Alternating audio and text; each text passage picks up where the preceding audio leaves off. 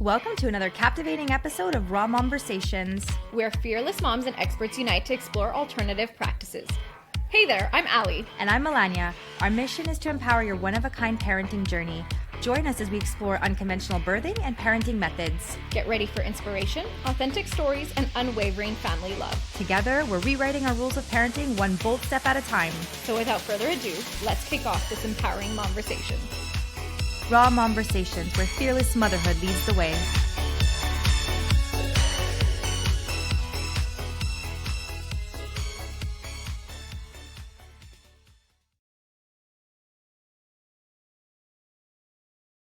All right, today is such a cool episode. Are you excited for this one? I feel like I'm in school. This is like a class that I want to go to. You know what I mean? When you're excited for that teacher. Yeah, I'm going back to school, like redoing it with my favorite teacher. So today we have Chris Baluch, who is oh my gosh, the list goes on, but we're going to start off by saying she's an incredible doula. She was my personal doula, and the doula for all of my girlfriends who gave birth. Hopefully me in the future. Hopefully you in the future. Chris, welcome. Thank you. Thank you so much for having me. I feel so excited and blessed and honored, and to meet you, Melania, who I know is so important to Allie. It's it's all good. Okay, so I just want to give a little background for our listeners.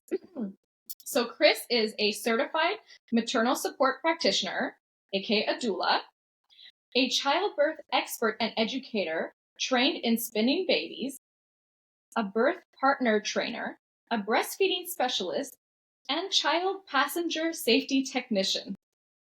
Oh, but you have also recently completed your training in holding space for pregnancy and infant loss.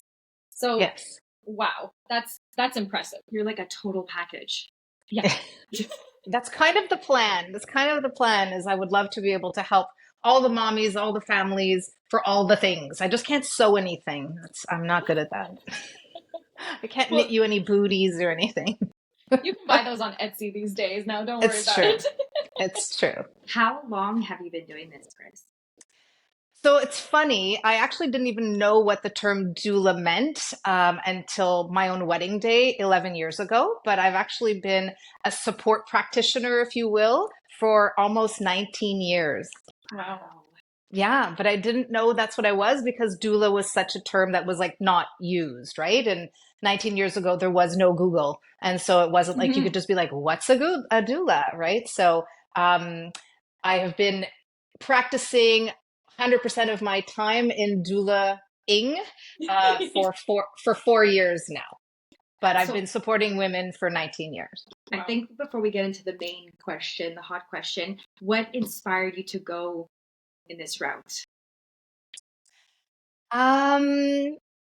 Attending my first birth 19 years ago was a horrific experience as the support partner. And so it was so much so that I never thought I would have my own children.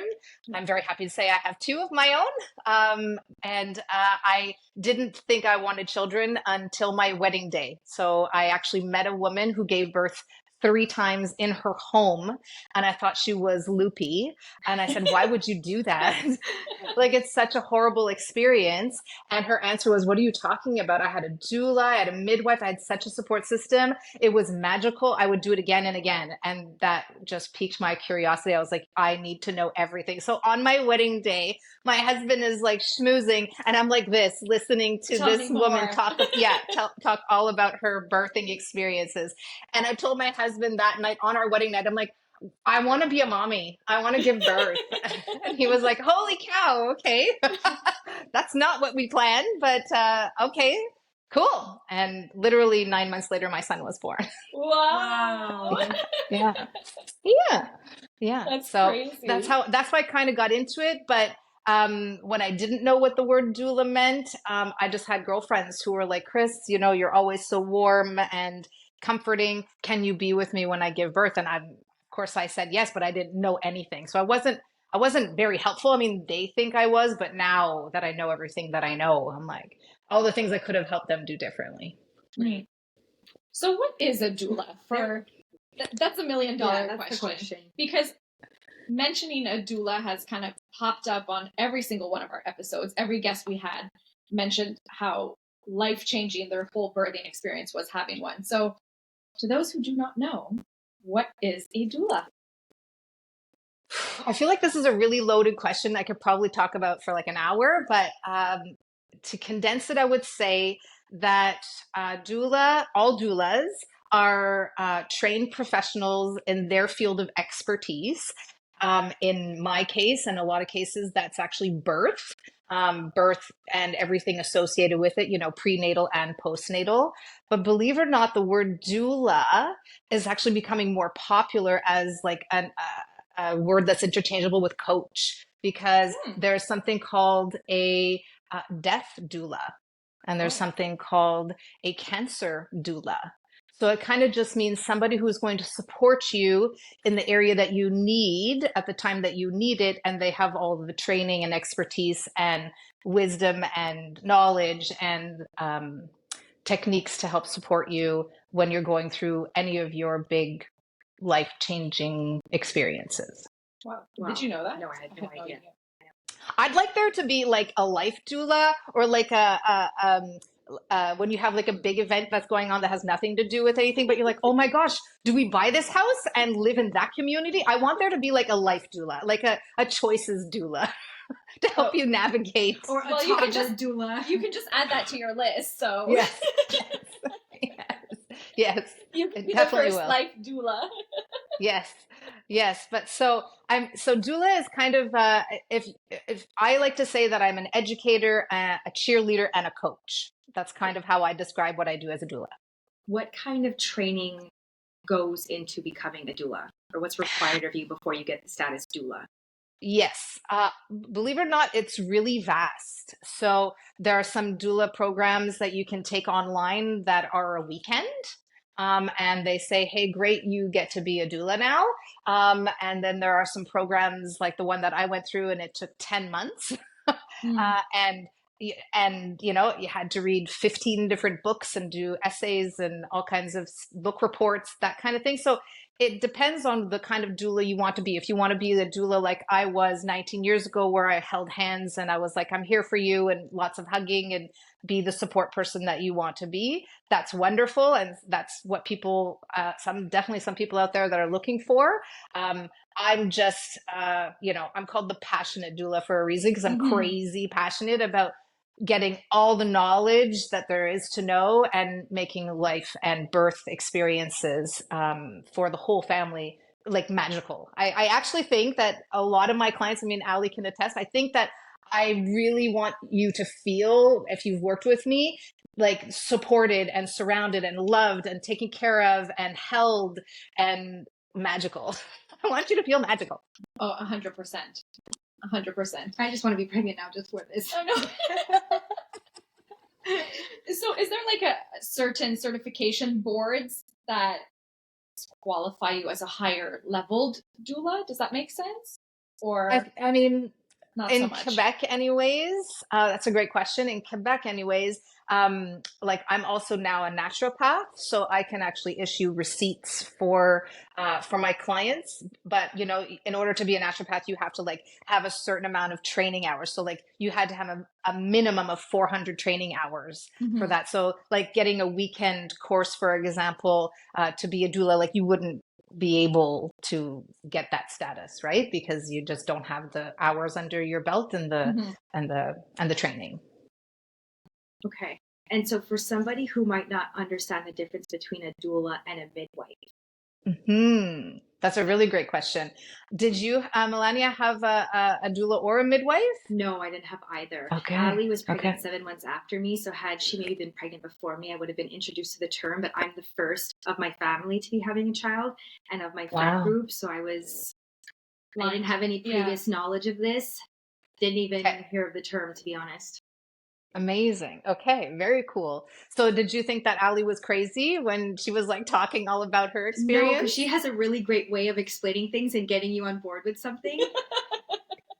So now it's like, I missed out, clearly. There's always a next time, right? That's what you were saying before. Hopefully.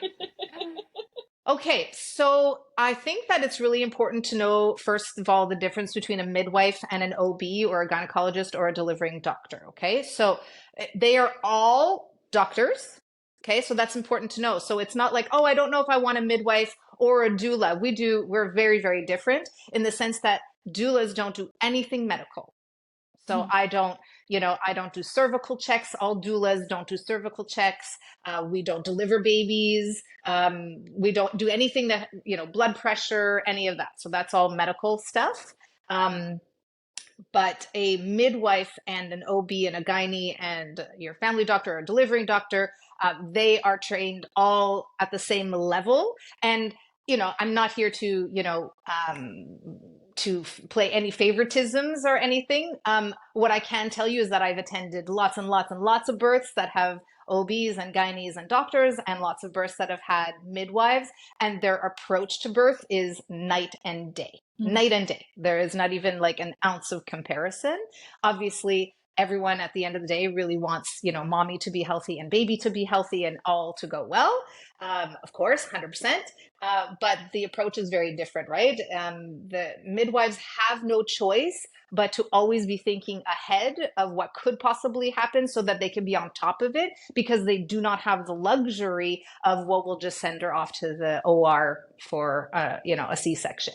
So, especially for women who are giving birth at home, that's like not an option until it has, unless it becomes an option, right? Mm-hmm. So there are actually way less medical interventions that happen, obviously, in a home birth or in a birthing center birth with midwives that happen in hospitals because they have no choice. So that's what a midwife and doctor, how we compare them, but they're exactly the same. They still have to fill out all the same paperwork for the government. They have to, to the minute, just like every birth, it's like how many centimeters at 10 p.m. was the client, blah, blah, blah, how effaced, yada, yada, all that stuff. Like midwives and doctors all have to write all that information down. So they're not at your disposal to like hold your hand and be there for you like a doula is, because they're busy. They're doing all the writing of stuff. So a doula in the birth space is the cheerleader, is the coach, is the educator, is the person who holds space for the birthing person, much like an Olympian has a coach, right? Mm-hmm. So all Olympians have coaches.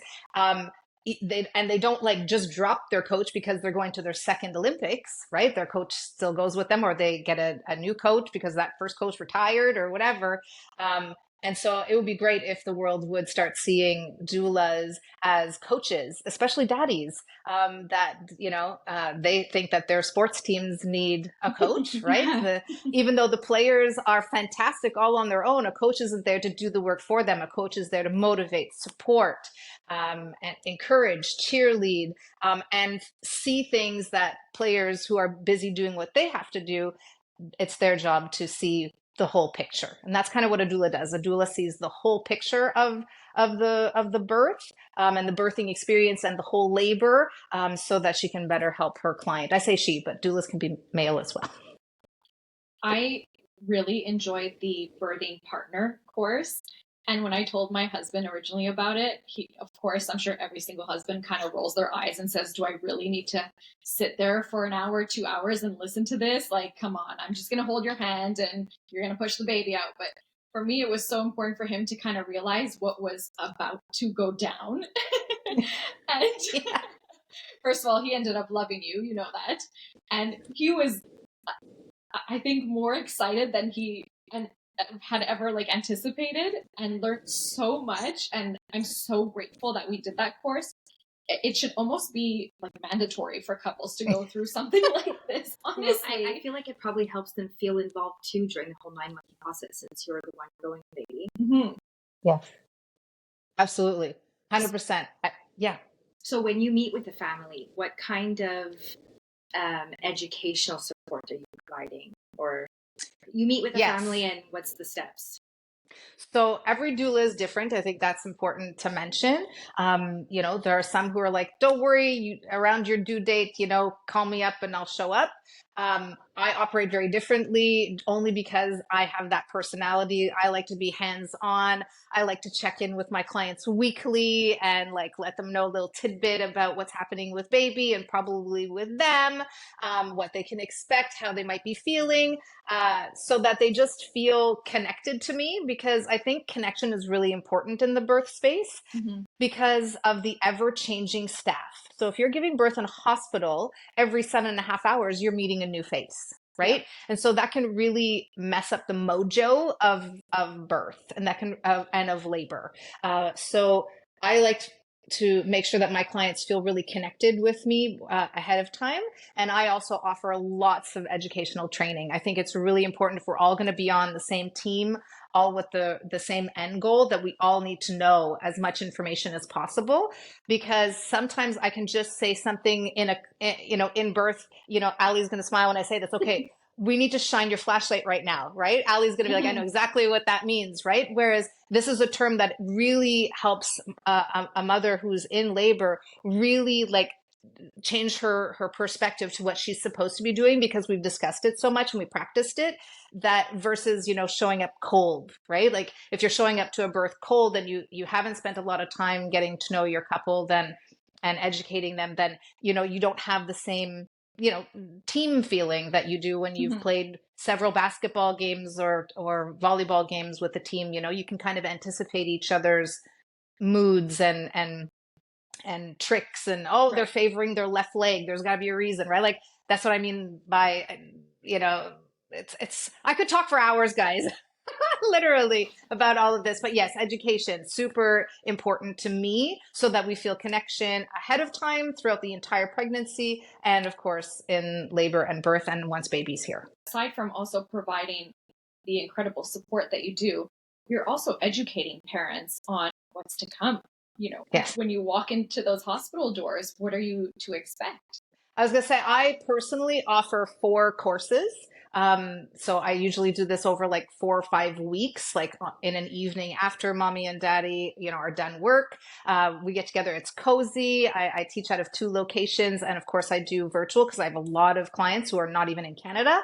And so the 4 courses that I teach are childbirth without fear. What? And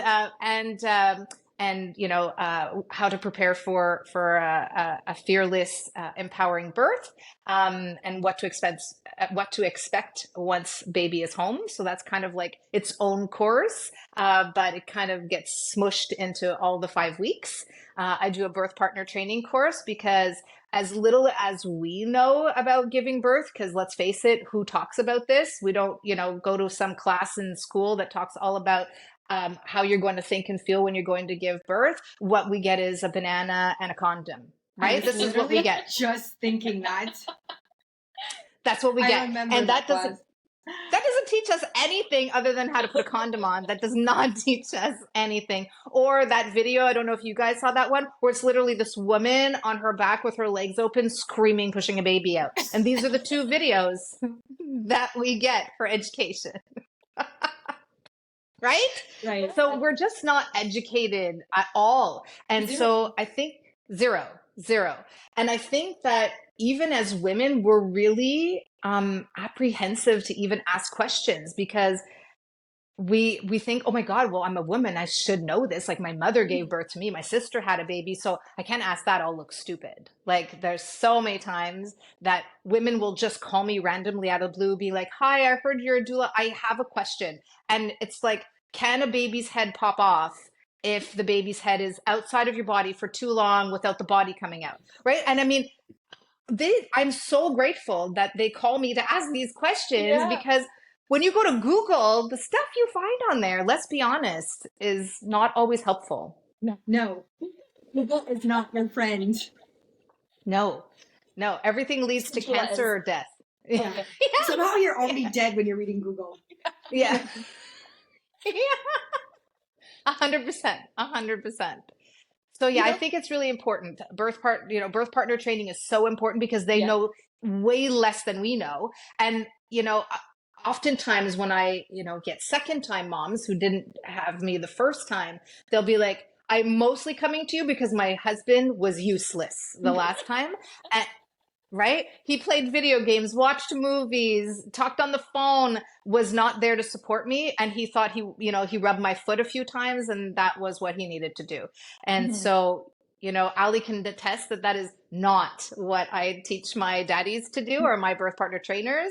It's really important that the birth partners actually have a really key role in the birth space because mommy is already busy. So she cannot take care of all the other things. It's the birth partner who has to take care of all that. So just them feeling useful and that they have a purpose, it makes all the difference in the world. 100% makes all the difference in the world. And most of the time it's daddies who promote me more than mommies. And I get a lot of calls because daddies promote me. When I was with Ali and Elias, there was so many times where literally, Ali's husband is such a cute guy. He sits like this. And so many times he was like, I did not know that. He's like, how come we don't know that? Like, there's so many times that he would turn to Ali and be like, of course I'm going to do that. Oh my God, I would never know to know that. It's so funny. Right? I just told him before, I was like, it's unfortunate we don't have you on this podcast because it would have been so good to have your opinion on this. Yes.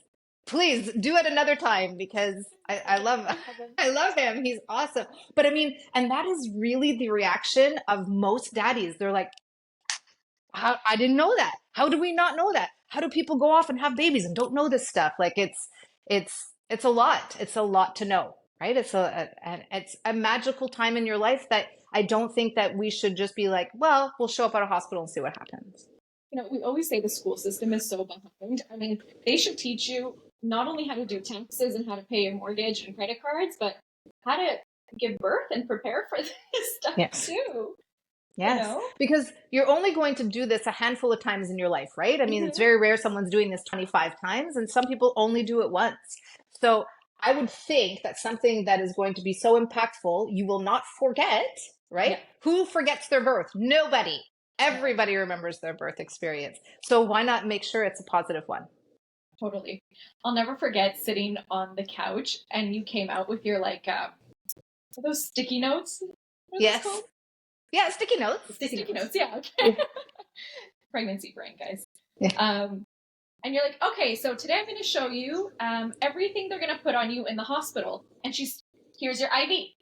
Here's the epidural. Here's the monitors. And then I'm sitting there with 14 stickers on me, and I'm like, oh my God, I never thought of this. Wow. Yeah. There's a lot to know. Yeah, there's a lot to know, right? And for everything else in life, I think that we go and gain knowledge, right? We find, if we're going to go travel to Greece, we're going to find a travel agent who's going to help us have the best experience possible. What do I pack? What are the sights to see? What to avoid? Where's the best place to eat?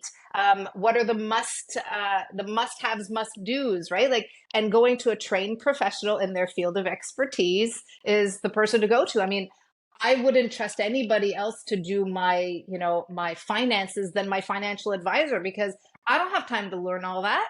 I'm so grateful that there's a specialist that does all that and makes sure that my money stays safe, right? When we buy houses, we don't just get our friend Joe to help us buy a house. We go to a trained professional in their field of expertise.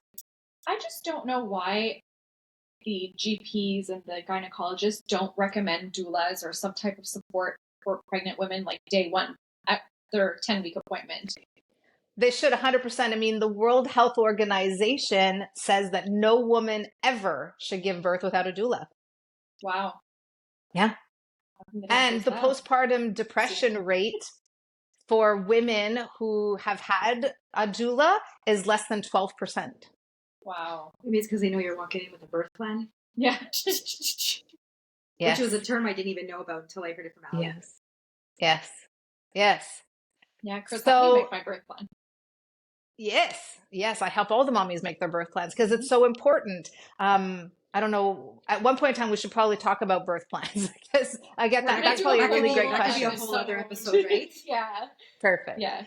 So I have two other classes that I teach before mommies give birth. I do the breastfeeding education course because there's a lot to know about breastfeeding before you give birth, because it's not something that I recommend you figure out after baby is born. You already have a whole bunch of other stuff on your plate when baby is born.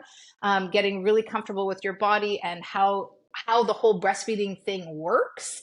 And all the tools that I help you fill your virtual toolbox with so that you can have a successful breastfeeding journey if you choose to have one. So there's that course. And then I do the all the car seat stuff. So I teach all this stuff you need to know about car seats, because there's a lot to know about car seats. See, one of the reasons why I didn't take part in any classes is because I gave birth during COVID and everything was online. But you are able to do everything virtually. And I would feel like a complete expert when it comes to breastfeeding, even though not having the physical practice. Yes, 100%. I help more women every single week virtually than I do in person. So at least 6 women a week that I meet just virtually, just for breastfeeding. Oh. Yeah, it's amazing. Car seats too. She installed Isabel's car seat. Yes. That was a big one. Also, it was a big one. Should not let you leave the hospital, making sure it's installed properly. Yeah, I know. They make sure that you install the baby in the car seat, but then is it installed properly into your car? Oh my God, no. Which is the most important. Yeah. Right?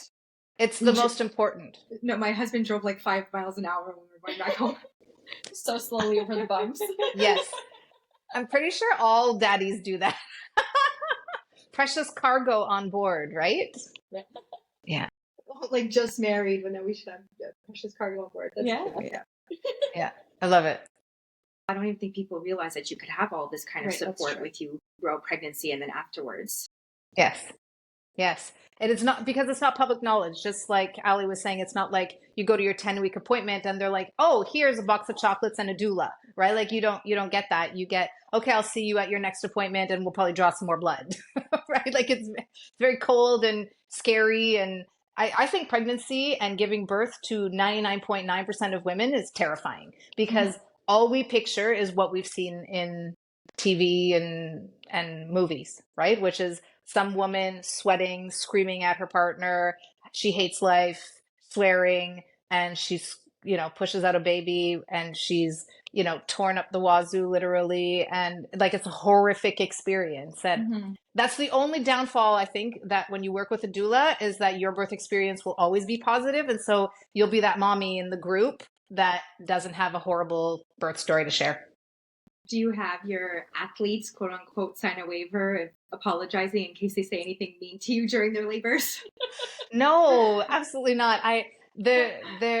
It's all part and parcel, right? Like for me, and I even prepare daddies for that as well, like, and or birth partners, sometimes it's a mom or a friend, right? Like you cannot hold anything against the birther when they're in that state. And I try to help explain that it would be like knowing that you have to run into a wall over and over and over again, and you have to psychologically prepare for it, and you don't get to choose. It's not like you're like, okay, let's do it, let's run into the wall. Like you're on a treadmill that just slaps you into the wall and you don't get to choose, right? And so, there's a lot of mental preparation that has to go into that. Otherwise, we feel very overwhelmed as new moms, especially when that first contraction hits and we're like, what is that? And then we get scared, and then all of our endorphins, are negative,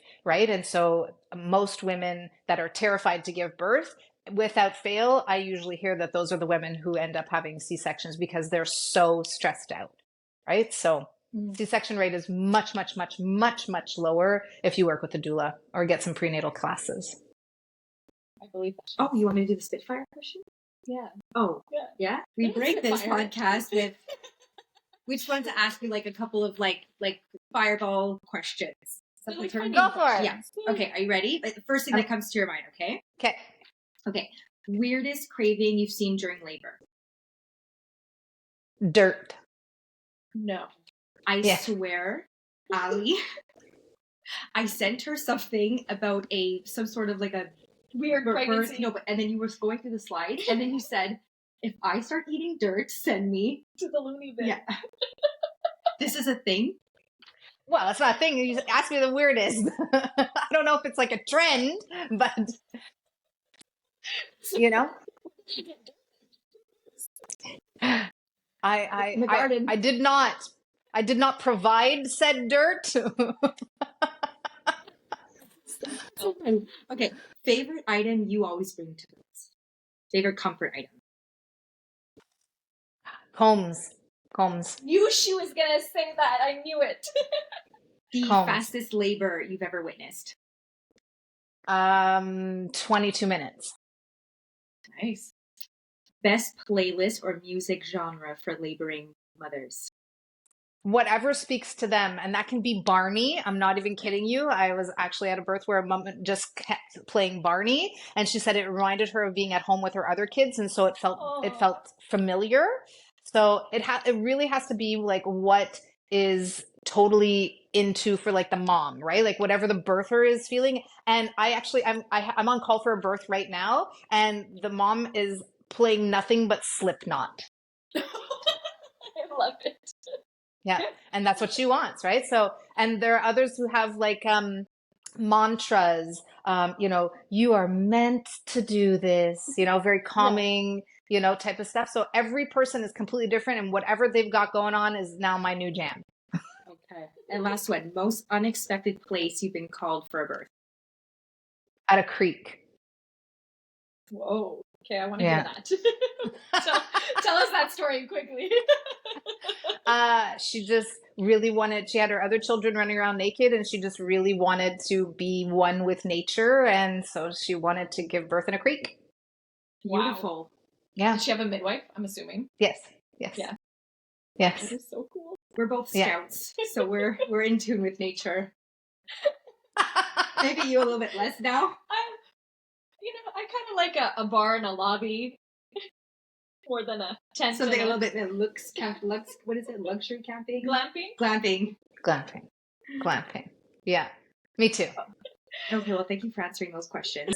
I think that it's really important that you get as knowledgeable beforehand, before baby gets here, right? It's not the time to practice swaddling and diapering and pace bottle feeding, which is like a whole thing, right? Like it's not the time after baby is here. Like, please, I think it's really important that mommies know that there's support out there. CLSC does their best to be supportive as well. So they will come and do like a wellness check visit after you have your baby, but definitely postpartum, practicing these things, it's easier if you've heard of it before, right? So if you've had some kind of class where you're like, oh yeah, I think I heard about that, and I should probably put breast milk on my baby's, milia that they get as soon as, they're born, because their skin is their largest organ. Therefore, any hormones mommy's having will come out in your baby's skin. So I think just knowing this type of thing ahead of time, when you first see red pimples appear on your newborn baby's face, you're not panicking and going to Google. Right? So just get support. I think that all mommies should have support, and it's different support than what your mom's going to give you and what your friends are going to give you, right? Because they're not trained professionals in their field of expertise, right? They have their story, which thank gosh we have all of this knowledge to pull from, but they aren't looking at the whole picture, right? So I think just getting as much education ahead of time is so important. Just know that every car seat I've ever installed is incorrect. So just knowing that, please have your car seats checked. And kids need to be in a car seat till they're like 9 years old in Quebec. Wow. Oh my gosh. And just out of curiosity, if somebody's working specifically with you, how long after birth do you still stay in contact with them? Kind of like forever. Isabel's almost 2.5 years. Yeah. So, been kind of like ever since. Yes. Wow. Kind of forever. Yeah. But that's me. That might not be typical of every doula, but I like to become friends. I mean, we grow and learn so much as a team that it's very tough for me to cut ties. I'm like the mother of all the mothers. That's kind of how I feel. And so I want to check in with everybody and make sure everybody's good. If somebody wanted to start working with you, how could they get in touch with you? They can visit thepassionatedoula.com. All of my info is on there. I have an Instagram account that I don't take enough time to ever update. I just need a GoPro that's stuck to my forehead and, follows me around all day. But I don't do that nearly enough. My phone number is there. Reach out by email. I will always have phone conversations with people for free. I want them to call, ask their questions. And I think that I would super encourage all mommies who are interested in potentially working with a doula, whether it's for in-person birth, virtual birth, just the education stuff, to shop around. I think it's important that you click with the person that you're going to work with, because unlike we discussed earlier, when you go to a hospital, for example, to give birth, you're going to have, all the constant changing of staff, whereas your doula is with you the whole time, right? So you want somebody that you feel comfortable with, that you can swear and fart and, do all the things, and you won't feel judged, or not that doulas judge, but you will find somebody you mesh with, right? And it happens. I mean, for example, when I was going to give birth to my two children, I interviewed doulas because I wanted to know, did they think the same way that I thought? Did they feel the same way about things that I felt? One that I met, she was lovely. I thought she was amazing, but she'd never given birth before.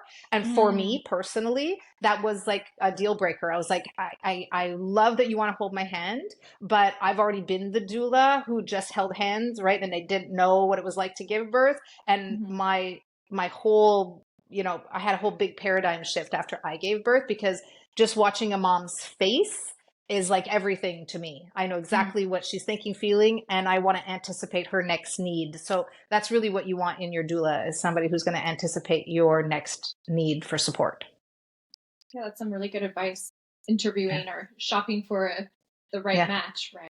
Some like to work with crystals, some are more energy, some attend births, some don't, some have specific training. So that's really, I guess, something important for a mom to know or to look for when she's out interviewing doulas. So if you were to interview, I'm super curious, Melania, because, I know that Ali introduced you to this whole world. So after talking with me, what question do you have? Is there something that you're like, oh, that's like, now I want to know this? Well, we said we would probably put another episode, but I am so interested in knowing more about a birth plan, because I really went into, even the day I was giving labor, my husband and I didn't even know what a contraction was going to feel like. And I didn't know I was in labor. And the only place in my home that has a heated floor is my bathroom. And so for some reason I was lying on it, and my husband comes in, he's like, "What are you doing? What's going on? You have to let me, I have to be prepared. What's going on?" I'm like, "I don't even know what's going on. I have to be prepared." So I feel like knowing more on how your partner can help support you. And I'm really interested in knowing more about a birth plan. Yeah. All right, ladies, let's do it next time. Well, thank you so much, Cris, for joining us today. Oh my gosh. Thank you so much for having me. We actually have 2 questions, though, that we like to ask our guests before they leave. The first one is, what is your favorite baby product? Baby product? For you personally, that you use for your kids. I really like the sleep sack swaddle that with all the Velcros, so I could pin them like burritos. I think that was really important. They're not expensive. You can get them everywhere, and it really helps baby feel like they're in the womb again. And that was the only way my daughter would sleep for the first 8 months of her life. So it was magic. And so I super recommend it to all my mommies, and I know I loved it. So one of those ones where you tuck them in and you Velcro them in, and they're like straight jacketed, and they're like a little burrito. And then your favorite mommy product. I know your kids are a bit older, but think back. What was your favorite go-to mommy item? Wine. It's okay. Is that allowed? Can I say that? Yeah, totally. I've been craving a good Brunello. I will be waiting for you when you get home, okay? Yeah. I'm going to be here as a support person. Yeah. Well, this was another real and raw conversation. Yes. Stay tuned for our birth plan episode. Woo! Woohoo! Thank you, Cris, for coming. You are so welcome. Thank you so much for having me. Yeah, we hope mommies learned something today. Get yourselves a doula, ladies. See you next time. Bye. Bye.